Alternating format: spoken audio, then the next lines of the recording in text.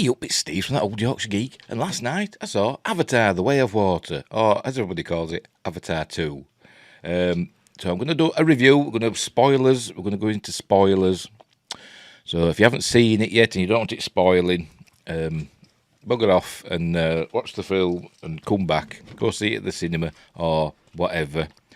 There are other ways to see it, but don't condone that at all.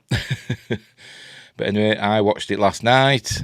And I really, really, really enjoyed it. I thought it was great. But I'm a big fan of the first Avatar film. I know a lot of people don't like it, even though it's the biggest film of all time, most successful. A lot of people, they criticise it for being unoriginal, but, everything is a variation on a theme, isn't it?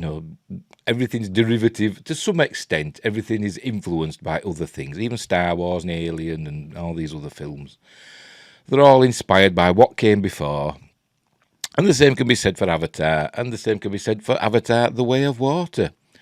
It's set about 15 years or thereabouts after the events of the first film, which kind of, means it's kind of progressed in real time, because it's 13 years since Avatar 1 came out. I think this is accidental. But anyway... where was I? It's 15 years since the first film came out, and most of the humans have left Pandora. Remember, they were kicked out at the end of the first film, and everything's lovely on Pandora. The humans that are left are mostly the scientists that stayed behind. There's Norm. You see Norm briefly, and some of the other scientists that you see, and there's a kid there called Spider. Whose real name is Miles, I think it's Socorro, something like that. And I'm like, well, where's this kid come from? And apparently there were a comic, an Avatar comic that came out before the film, which tells us all about Spider. That's his nickname that they give him. Anyway, he lives like a Na'vi, but obviously he's human. And it turns out, are you ready? He is the son, the illegitimate son, I do believe, of Colonel Miles Quaritch. The bad guy from the first film.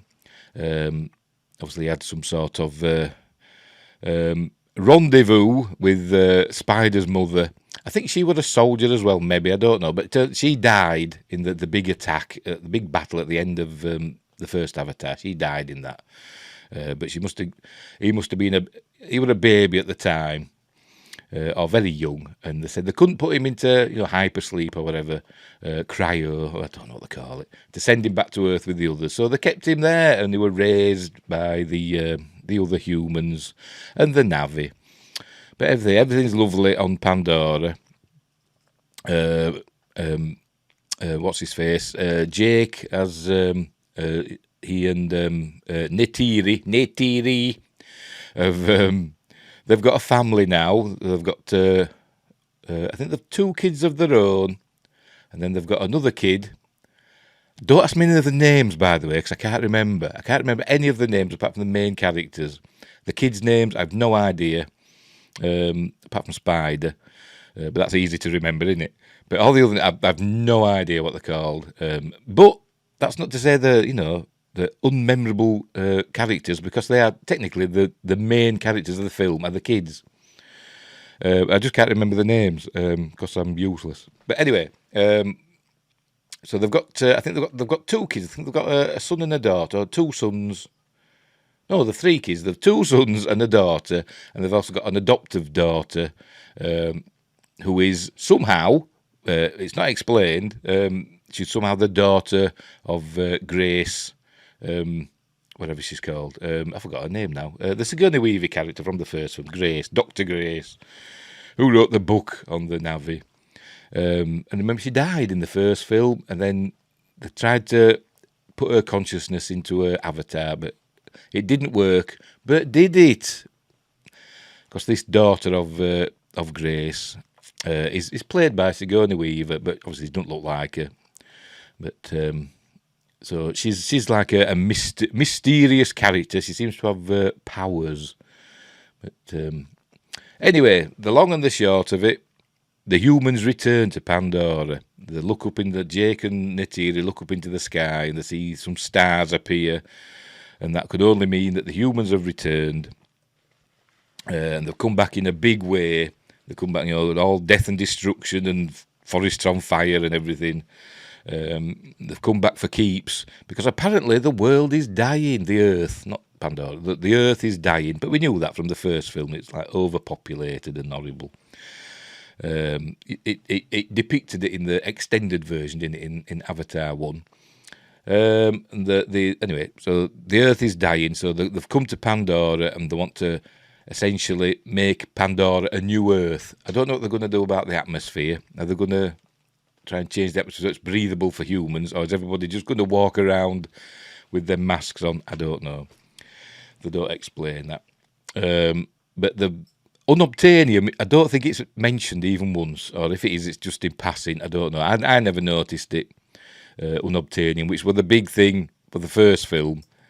It's not a big thing in this film. They never mention it, even though it's super important. It's a superconducting element that they need, for all the energy and stuff like that.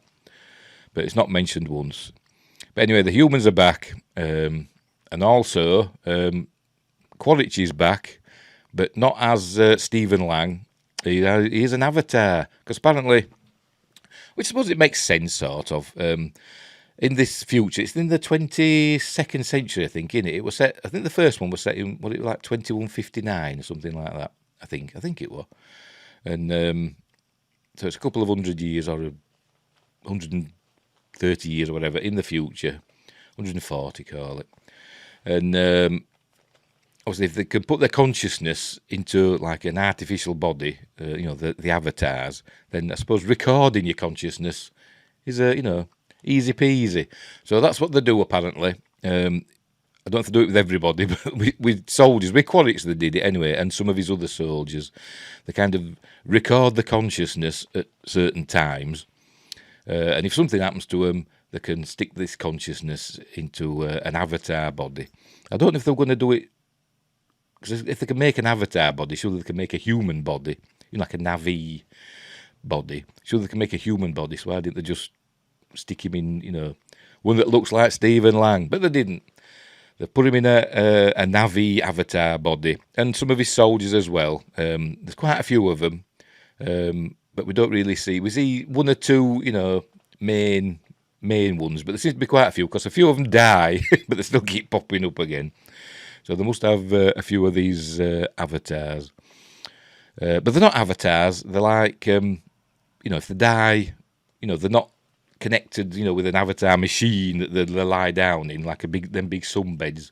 They're not connected with them. His consciousness is actually in the avatar body. And I suppose if he dies, that's it. He's done for. But I suppose they've got a copy of his consciousness, haven't they, somewhere? But obviously his consciousness were copied before he died at the hands of Jake and Neytiri, really. She got him with the arrows, didn't she, at the end of the first film. So he has no memory of his death. But it was recorded, I think, just before they went to attack the sacred tree, or whatever they call it, the big battle. So he has no memory of his death, but he knows that Jake Sully's a traitor, and he's out to get Jake Sully. Him and his team are out to get Jake Sully. So that's basically the film. So there's lots of action in it. As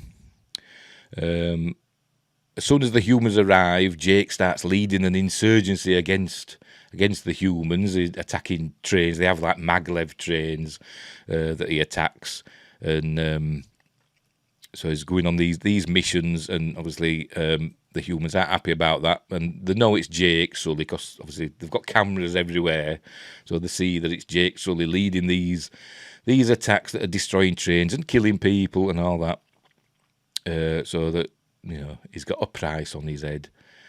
Anyway, later in the film, Jake's kids come across Quaritch and his troop, and Quaritch finds the big mech thing. He finds his own body, basically.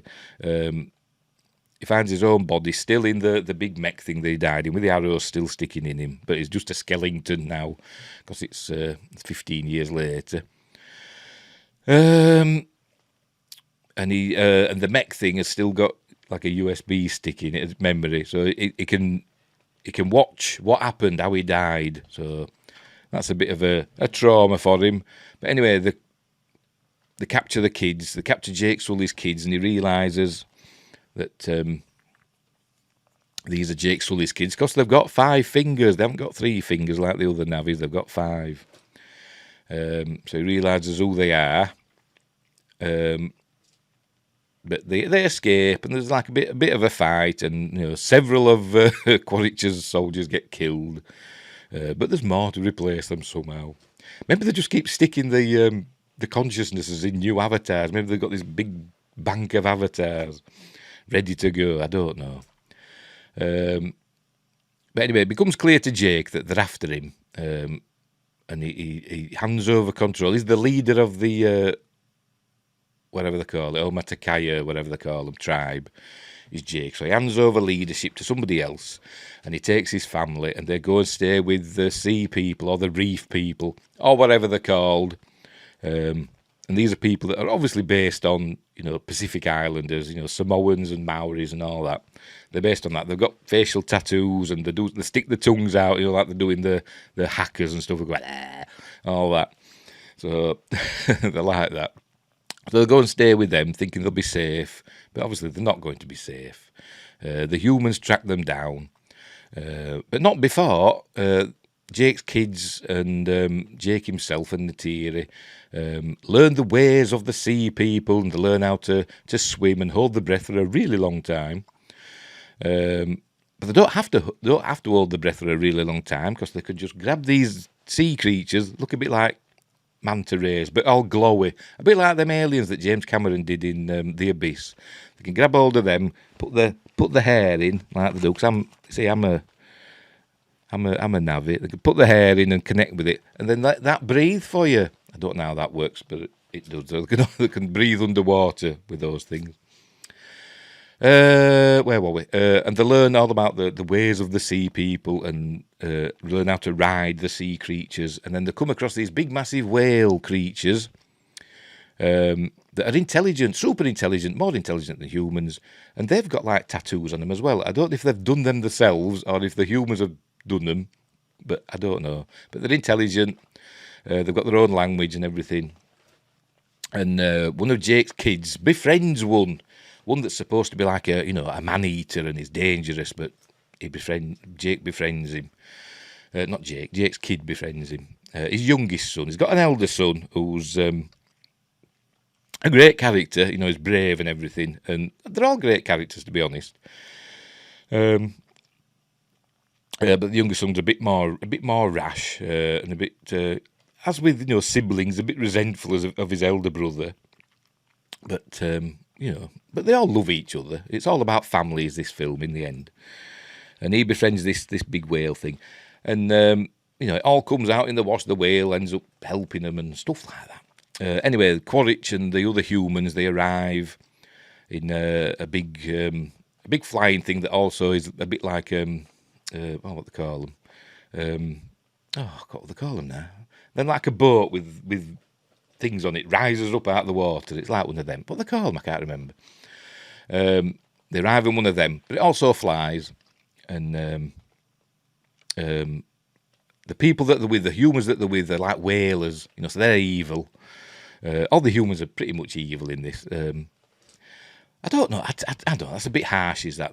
I don't know if some of them are evil, obviously, but I think a lot of them are just there doing a job. And some of them don't really like what they're doing, especially the whaling chap. There's a marine biologist with them, and I think he don't like. He says he drinks a lot, so he don't like what they're doing. What they're doing, they're killing these whales and harvesting them just for a small vial of this fluid, which apparently stops the aging process in humans. And that's more important now. It's a little vial of this is worth like 80 million credits or dollars or whatever. Simoleons. So it says this is what it's all about. Unobtainium, that's old hat. Now it's about the Fountain of Youth. But I presume it's going to be the Fountain of Youth on Pandora, because why would you want to live forever in like an Earth that's dying? So I don't know. Anyway, so that's what they're doing that for. They're killing these whales for this thing, but they're not doing anything. They're just taking that fluid and then just discarding the rest of the whale. Like bad people do, like ivory hunters do with rhinos and elephants. They just take the ivory, and whale hunters just take the blubber and stuff, don't they, and all that, and the other stuff. I've lost my train of thought now. Anyway, so they're doing that, and they kill one of the whales, not the one that's befriended Jake's son. Another one. They kill one, and usually they just let it sink down to the in the ocean. But they leave these flotation where they catch them. They fire these harpoons and they make them float to the surface so they can't get away. And then they kill them. But usually they get rid of the flotation things and let the body drift away. But not this time. Quaritch says, I want Jake to know that it were us, so he'll come after us. So anyway, that's what happens. They start going through the villages, because these sea people, they're all scattered about on these various islands and in different villages. And they start going through the villages and interrogating the locals and saying, where's Jake Sully, showing them pictures. He was to Rock Macto and all that. But nobody really gives them up. By the way, Spider, for some reason, I don't know why, suddenly gets in with Quaritch and his men. They capture him at the same time as they caught Jake's kids earlier. But Jake's kids got away, but they captured. Spider fell. They couldn't save him. They wanted to, but they couldn't save him. And Quaritch and his men captured Spider. That's when Quaritch realised that it was his son.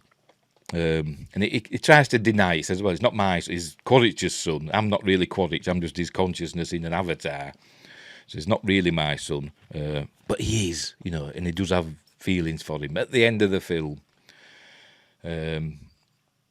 Anyway, so they catch him. But then for some reason, Spider, I don't know, maybe it's because it's his dad, and he knows it's his dad. But it's not really his dad, but it kind of is his dad. Spider kind of helps them, and he takes them to he becomes their translator and stuff, and the guide, and he takes them to all these villages, and they start beating up people and burning villages down, because they're bad uns.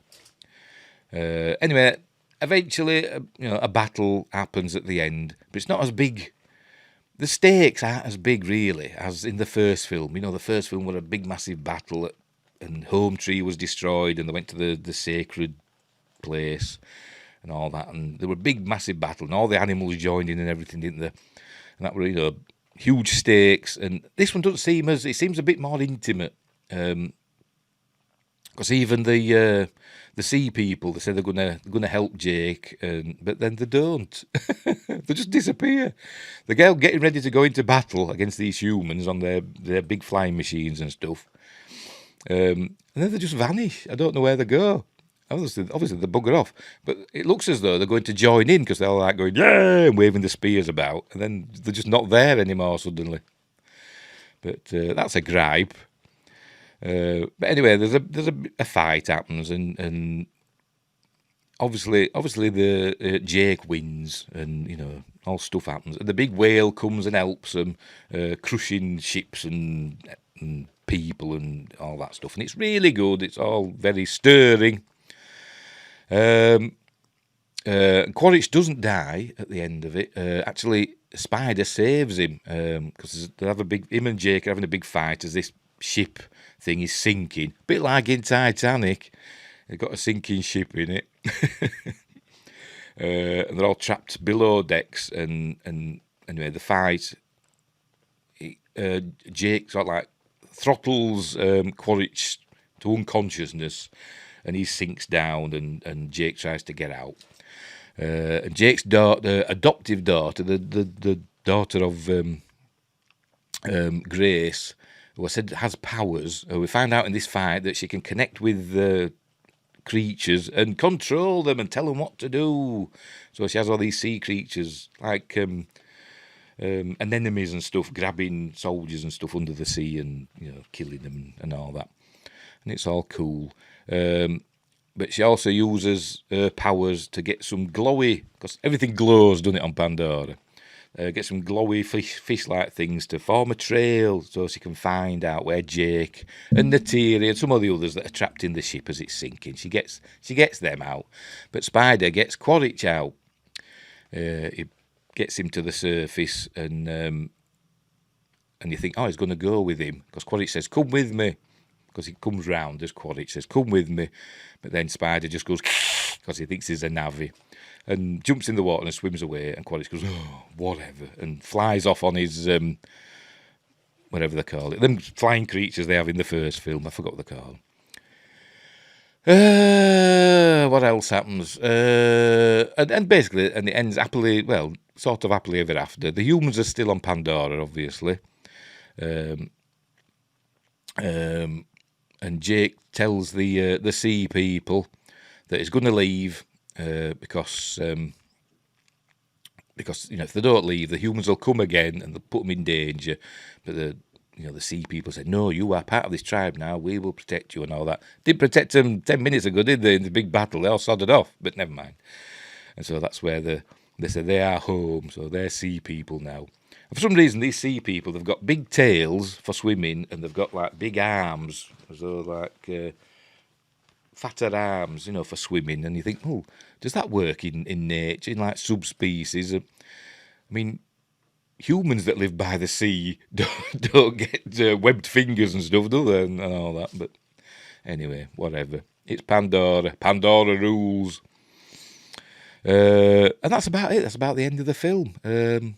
We find out there's like an eclipse every day as the sun moves behind the planet. Remember, Pandora is a moon of a gas giant. And every day the sun goes behind the planet and causes an eclipse. Never mentioned that in the first film, did it? Never mentioned, the eclipse is coming up. It just lasts a few minutes, as the sun goes behind the planet, but never mentions it in the first film. It doesn't really have any relevance in this film, really, apart from an eclipse happens as somebody dies. You think, oh, right, he's going for the imagery. But anyway, so that's about it. I really enjoyed it. I thought it was great.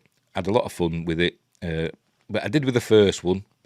I love the first one, and I will defend Avatar to my dying day. I think it's great. And this one, in some ways, it's better.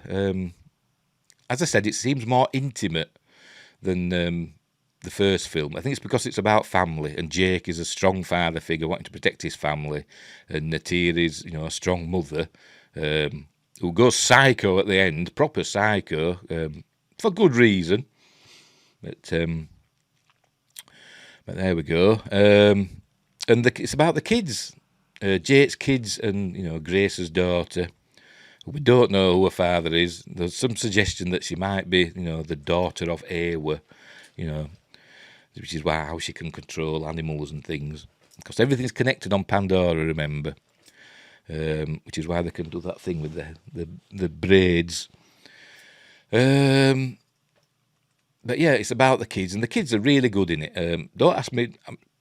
I know there's some famous people in this. There's Kate Winslet, but I don't know. I think she played the wife of the Sea King fella. But I don't know. Maybe she did. I don't know. I didn't hear her. I didn't hear her voice. Think, oh, that's Kate Winslet.